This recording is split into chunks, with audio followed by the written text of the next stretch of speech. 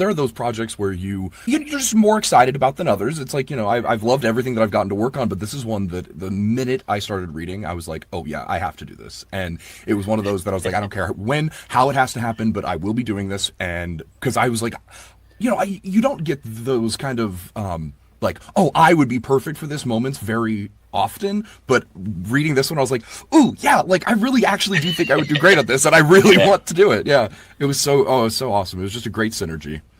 Yeah, tremendous. Captain Perkins knows you're a ghost, but it's not nice to rub it in his face. Concentrate and make yourself solid. Mrs. Ross fluttered her eyelashes. I like it if he rubbed his face in certain places. Mrs. Ross, not appropriate. He's a fine-looking man, Waylon Jenkins, and all I have to do is wait another 40 years or so to get a crack at him. Ugh, don't say such things. It makes me want to just stick my hands in my ears and la my way out of here.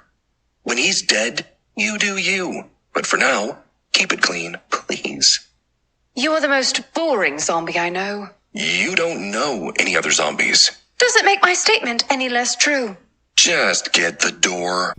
No matter the medium, the creative endeavor would not be anywhere without the innovations, collaborations, and sheer investments of those who want to see it succeed.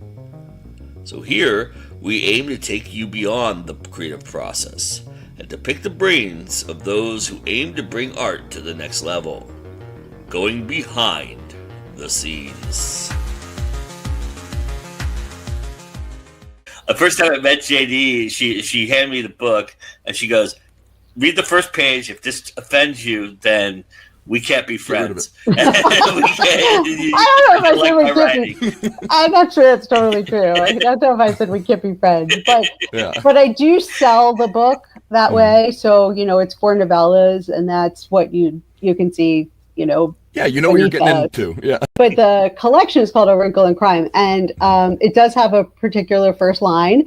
And when I sell it, when I say, here, this is a book about a zombie cosmetologist, people always look at me a little nuts. And then I say, just read the first. I do that, exactly. Read the first part, and if you like it, it's for you. And if you don't, then it's not for you. But I don't think I have ever said to anyone, we can't be friends. That I think I would say that, though. I'm like, if you don't find that funny, yeah, we're probably not going to get along, honestly. I was hooked from the first sentence, because it was at Gen Con last year. Yeah, last year that JD was able to meet my boss and owner of Soundbooth Theater, Jeff Hayes, and handed him the book and was like, hey, just take this, give it a read. And you probably gave him the same pitch, first page sort of thing.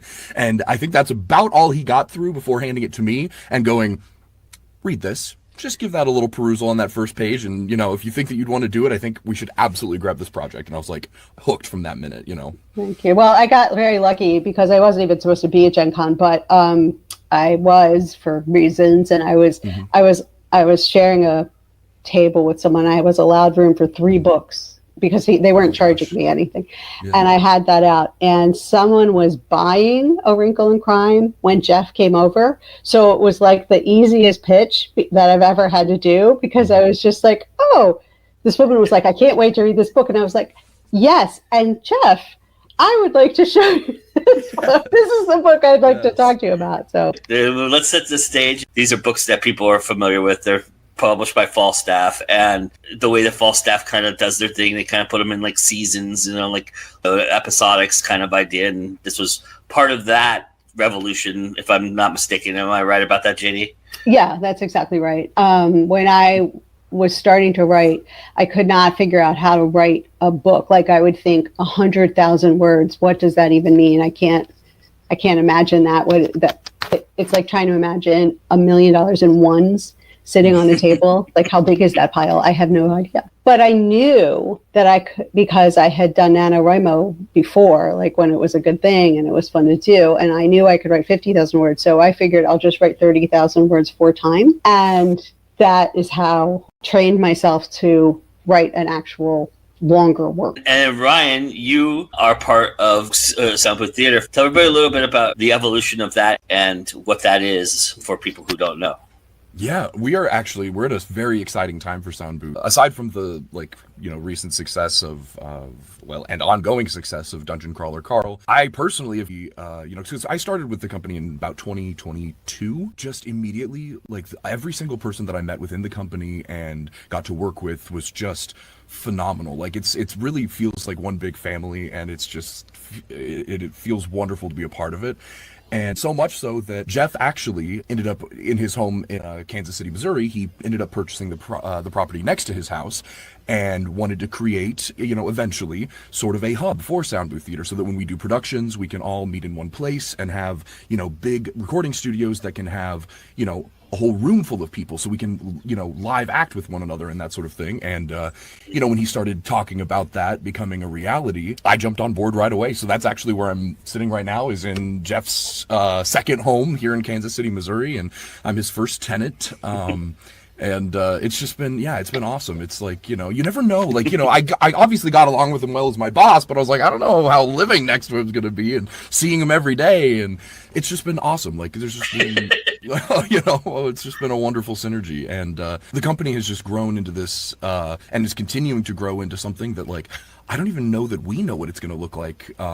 It's just been so exciting. The fan support behind everything that we've done. It's it's an exciting time. They're the most talented voice narrators I've ever met, which is why I really wanted them to do this. And I sort of stalked them and hunted them down, but that we don't have,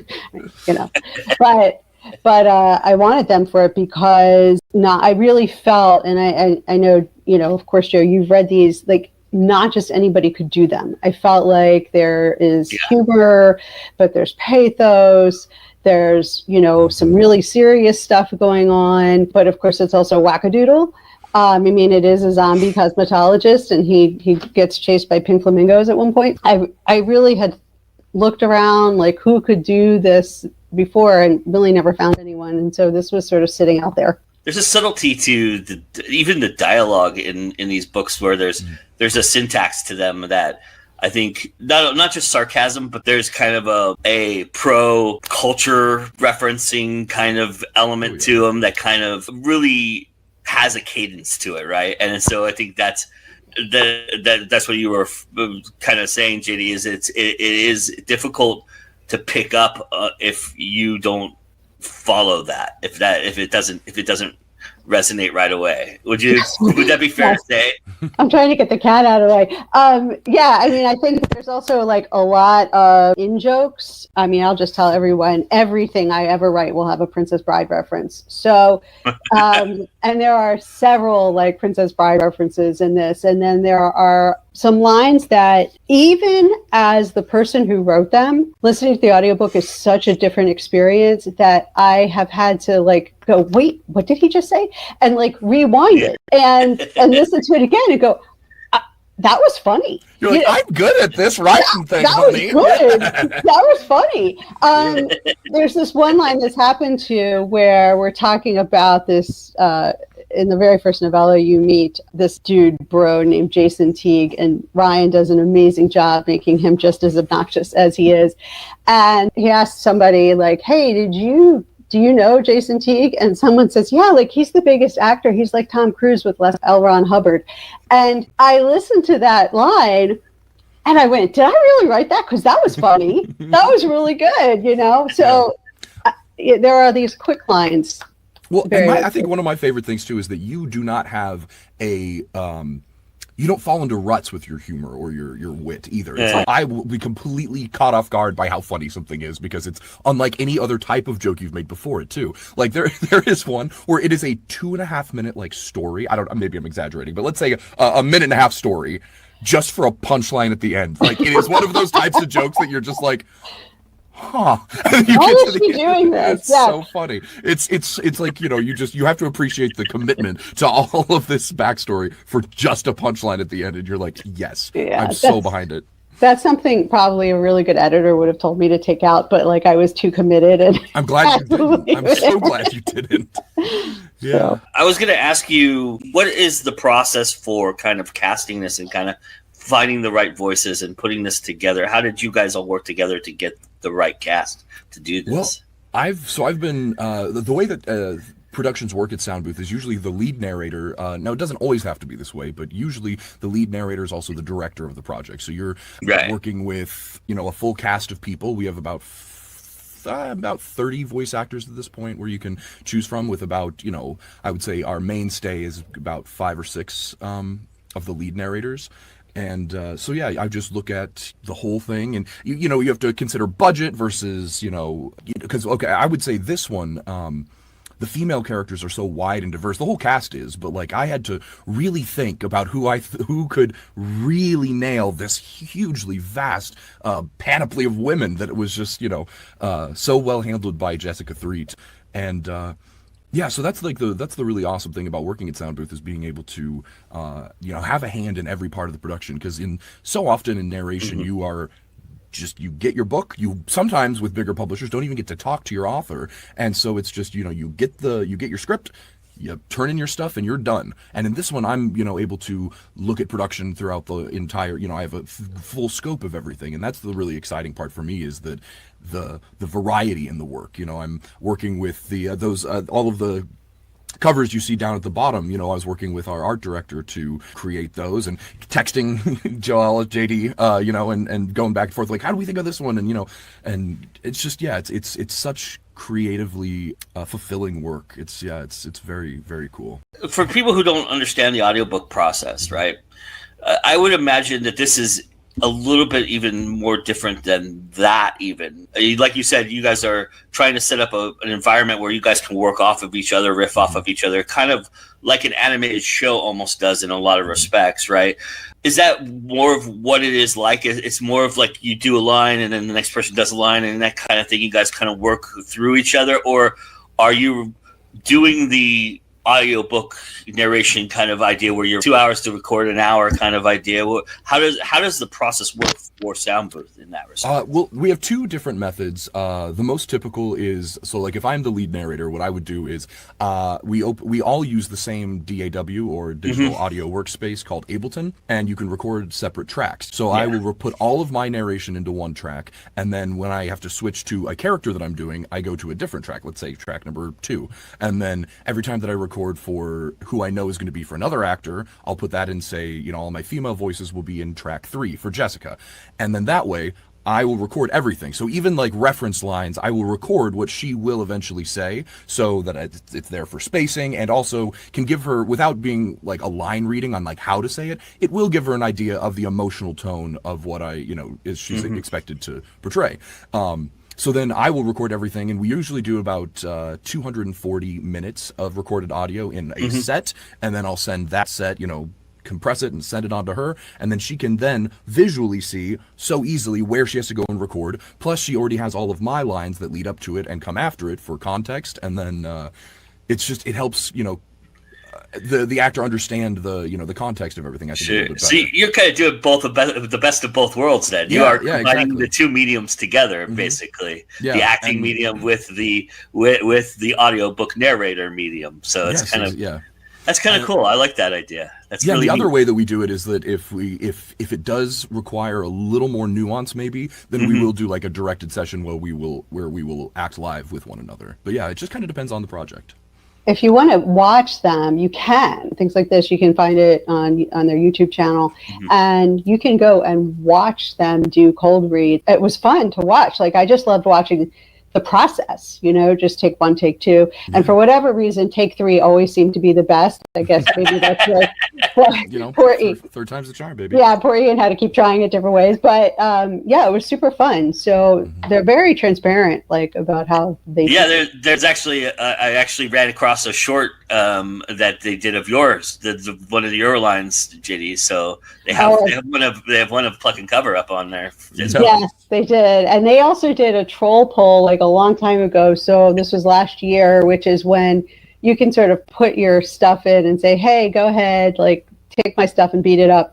And people get to vote on it. And mine got picked. And this was before they did the audiobook. And then they do this whole thing where they do it with different voices and really sort of take the piss out of people. Yeah, exactly. Bit, and you have to be a little bit of a good sport. But it was super fun. It was super fun to do, and I made like everybody watch it, because I was like, listen to how great these guys are. Yeah, it's such a blast. Yeah, we host. We're actually on our summer break right now, but yeah, we host every Wednesday night at 7 Central. Yep, and you can find it at YouTube and a bunch of places. That's awesome. I love all that. Transparency is a big thing with you guys. That's pretty awesome. I like that. Yeah, because we honestly, and it all stems from the way that Jeff treats us as the actors and the medium as a whole, in that you don't have to have like a degree in acting. You don't have to, there's no one way to get into audiobook narration. There isn't, it should be accessible to people. And if you have the drive for it, you have the, some spark of talent or something, then this should be a viable career. And I completely agree that, like, I think of any of the performing arts, that audiobook narration is absolutely the easiest bar of entry. It in terms of like being able to go from absolutely no experience and nothing to finding a path where you can make this at least a good side hustle, if not a full-time career. I did the audiobook narration for one of my books, and I will tell you that it was one of the hardest things I've ever done. So I actually had a voice coach like work with me a little bit, because my vocal cords got so tired. By the time I was done, I had to go back and re-record like the first 3 chapters, because by the time I got to chapter 4, I was much better. Yeah, you're changing vocally, yeah. And I was changing vocally, and so the first 3 chapters sounded like crap. And I decided I'm probably not ever going to do that again, unless I were able to truly work with a vocal coach, because it's really hard. It's a muscle, like singing. And I loved the acting part of it, though. And that's what I think Soundbooth does so well and so differently. Like when I was doing these pieces, like I had these physical cues, like one character I would sit up like this, and one character I would like fall, like go over, and trying to make the character sound different but consistent throughout. And when I see and listen to what Soundbooth does when they do my book, when they do other people's books, it's so much more like a radio play, like an old-fashioned radio play. So it's so enjoyable, because it's not just someone like reading it, and there are cast members. And Jessica, that you mentioned, Brian, she does every single female voice, every single one, and a child's voice at one point too, I noted. And she makes them all sound different. And I really want to point out her work as Amalia, who is Latina, and she is just spot on. Yeah, she worked very, very hard. We were going back and forth, and we and also as much as we can, we try to get professionals on there that know the language inside and out. So we had the person that was proofing this one is actually from Spain, so was able to help with pronunciations and like context on like, okay, you wouldn't really say it like that because, so that we have the cultural backing of how things should be said and why, that sort of thing. Yeah, I was going to mention, and I don't want to presume that you would speak for Jeff and what the mission statement of Soundbooth is, but it feels like to me, with the transparency aspect of things, audiobooks are up against it right now with AI coming out and the idea that it's so expensive to produce these things, and authors are kind of rebelling against that and doing their own thing as to try and combat the cost, and so to have that transparency, to give somebody an insight into how it looks, how the sausage is made in some respects, is that kind of the idea behind Soundbooth, was to kind of give that perspective, so that you could see this is a discipline, this is a job, and that there is a difference between this being done professionally and just somebody trying to get an audiobook out there.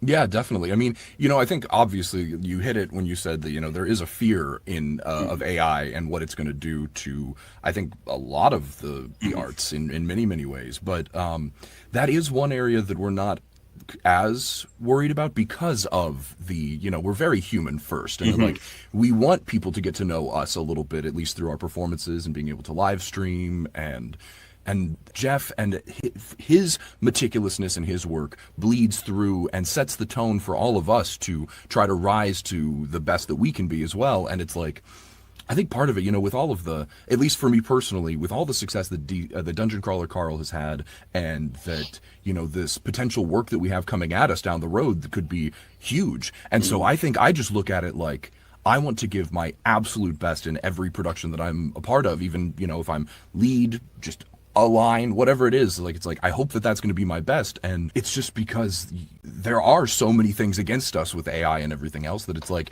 if as human and relatable and emotive as we can be in our performances, then I think that the more people will connect to that. Because it's like, the game Red Dead Redemption 2 came out, I think, like 10 years ago almost, and people still love going and watching the voice actors talk on panels and stuff. And if you get an IP that you really love and you latch onto, if it's just an AI that did it, that you lose all of that. It's like you only get that performance. You don't get any perception or behind the scenes on, oh, what they were thinking when this line happened, or what was the hardest part of doing this. You know, you don't get any of that because it's fake. It's not a real person. So I think that being able to have that human element is, you know, I guess we'll see if it's important in the coming years, but I think it is. And I think that people will be really remiss if they don't get to have that, you know, kind of connection with the people behind the scenes. Being a filmmaker, one of the things that we loved was when we were able to, you know, open the curtain up a little bit and show behind the scenes. And that was the great thing about the DVD revolution. And it was being able to record a track where we would sit and watch our own film and talk about all the things that went wrong. Doing, you know, the director commentary and things of that nature. And that, as a cinephile and a film person, just intrigues you more to kind of go, because like I'm always thinking, how did they do that shot, right? And then they talk about it, and you get that. So I think pulling back the curtain right away for you guys is a very smart move, because then it's going to show people this is how you get to this voice. This is the things we did to do that, and it makes sense. And I think also, and JD, you could speak to this a little bit, maybe. The idea that we're seeing this as authors, watching you do this, kind of gives us confidence to go, okay, if I put this in their hands, they're going to find the right voice. They're going to find the thing that I think what it should sound like and what it should look like. Well, that's exactly it. Ryan and I were able to have a meeting before he started recording, and we went over all the major characters to say, like, what does this person sound like? What do they look like? I even provided pictures, like just like pretend pictures of like they sort of look like this or whatever. And when I went to listen to it, I was like, oh my God, they got it. They were like on it. And one person, Justin Thomas James, who does Everest, as well as a whole bunch of other characters, but Everest is like his main gig, is, I mean, perfect. Yep. And he's so good. And he sounds exactly like Everest sounded in my head. It's so great. And then there's this whole other section where he does a bad guy, and he has this like incredible evil laugh. Justin has the silkiest, best voice. So great. It's so deep, and he's got a really deep voice. And that kind of thing where you as the author hear your words come to life, and they sound like you think they're supposed to sound. And I've had authors who have listened to their audiobooks later and said, well, ooh, that's not really how I thought that person was going to sound. But I mean, the audiobook's done. It's done. It's out there. Like you're not going back.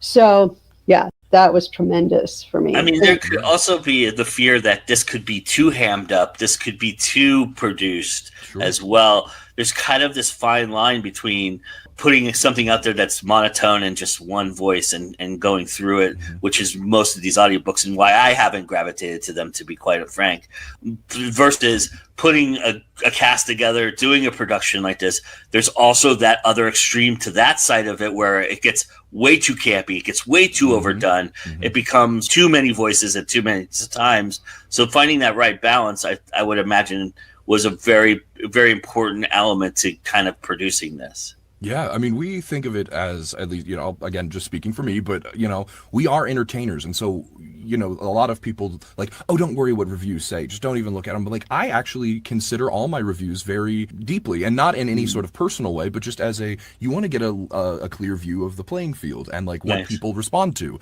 you know, because if people hate that I keep doing this certain thing, maybe I should look into doing something different, you know? Yeah. So it's like, and that's the thing, is that with these productions, I think, you know, we are constantly assessing the balance of everything from how loud is the music, how far does it duck behind the words that we're saying, versus is this going to have any sound effects in this production, and really, you know, and creating that balance. And So like, yeah, I would say that that's the other benefit of having so many people in the Discord and being able to see us do this live, because, you know, they're able to give us feedback on what we're doing as well. And like, you know, because that's one thing that I'm constantly trying to improve upon. Like I was one person that came from having an acting degree, and so all of the dialogue and everything comes a lot more naturally than each time you get a new piece of narration.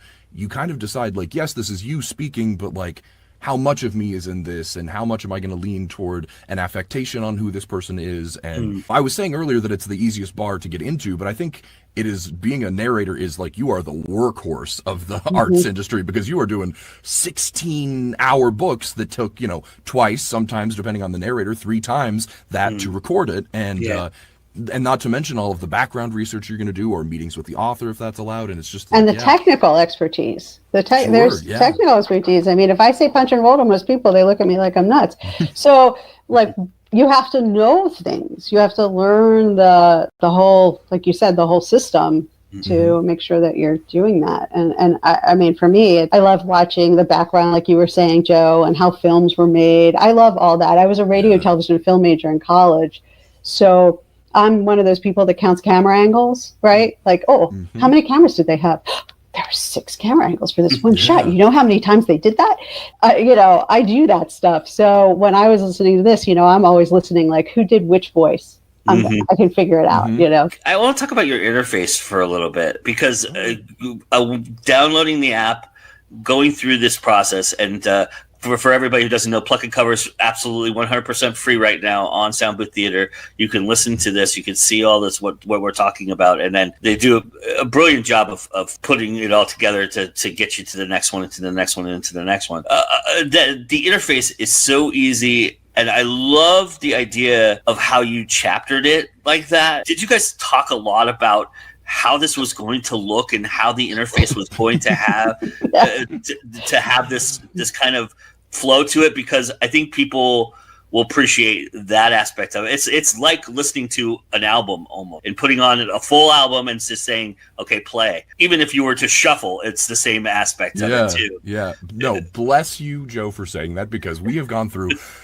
and I say we very lightly because it's our awesome, you know, technical team and IT and everything. And shout out to Jacob Rakuya, you know, getting the app in the place that it is now, because we've had to have so many iterations of that app to get to where it is now. And I think it is a really, really good, it's a really solid app. Yeah, so if there's anybody that hasn't checked out Soundbooth, the app, please do so and give us a rate and review, because, you'll check it out and it's like, I don't know where it's sitting right now, but it was like rated 2.8 for a while, because we had a version like 3 years ago that was rough. And so I think they keep the ratings though. I think that now it's been long enough that they're going to be able to reset and that sort of thing. Okay. But then again, you know, with resetting, it's like still it'd be, you know, so get out there and rate and review if you really enjoy it, you know, and then just if you don't like it. But yeah, we talk about everything from the, you know, how user friendly it is versus like, you know, just like the colors and how that makes you feel. It's it's all very meticulously decided. We never told anyone what the book's about. It's about a guy named Waylon who is a zombie and a cosmetologist to the biggest and brightest stars in Hollywood.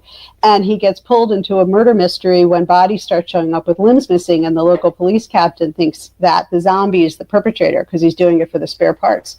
So he has to clear his name, you know. And Waylon is really a lover, not a fighter. And this is you know, one mishap after another, you know, happens. And so we wanted to capture that sense of fun and whimsy with the covers. At the same time, Waylon has a serious problem, which is that he can't die. You could put him in a blender and he sort of reconstitutes and comes back to life. And when we first meet him, what he really wants to do is be able to achieve some kind of true death. Yeah. And so there's this, that's why having Ryan was so important, because I needed someone who could do the silly stuff and I needed someone who could do the serious stuff. And luckily Ryan showed up like a miracle. It's such a treat, because it's like, you know, I've worked with a lot of wonderful authors and had amazing projects, but it's rare for it to fill so many different things like yours does. It's just like so hilarious, so heartfelt. So it hits in so many different ways that like you know, no matter how much you love your job, there are days that you kind of have to drag yourself into do, one aspect of it or something. Not a second that I was in this booth did I have any like hesitation or annoyance or anything. I loved getting in there and recording this every day.